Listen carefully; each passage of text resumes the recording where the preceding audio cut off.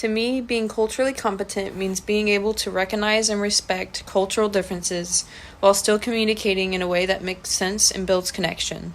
It's not only about having knowledge, it's also about motivation, awareness, and the ability to adapt in the moment. I think the AIC does a solid job of showing that intercultural competence is made up of different parts. My score showed me that I'm stronger in some areas than others. For example, I feel motivated and have good skills, but my awareness and overall competence could still grow. That reminded me that competence is more like a balance across areas rather than being good or bad at one thing. What really stood out was how much it focused on reflection.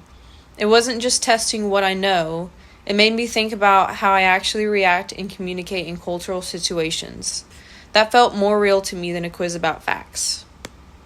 Out of the 5 components, context, skills, motivation, knowledge, and appropriateness and effectiveness, I connect most with motivation. My AIC results reflect that too. Even when I don't always feel perfectly skilled or aware, I usually want to connect and understand people from different backgrounds.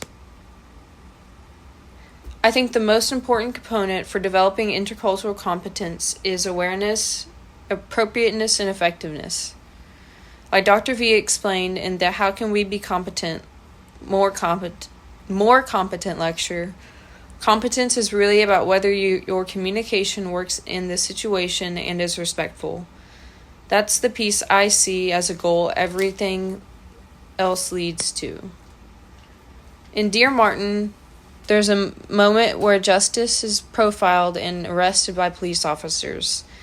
The interaction shows a total breakdown in cultural competence.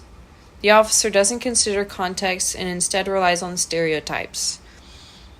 If context had been taken into account, that interaction could have been far more appropriate and effective and much less harmful. According to Dr. V, all 5 components work together: skills, knowledge, motivation, context, and effectiveness.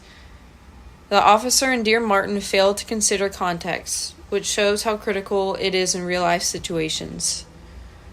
So here's my question for you.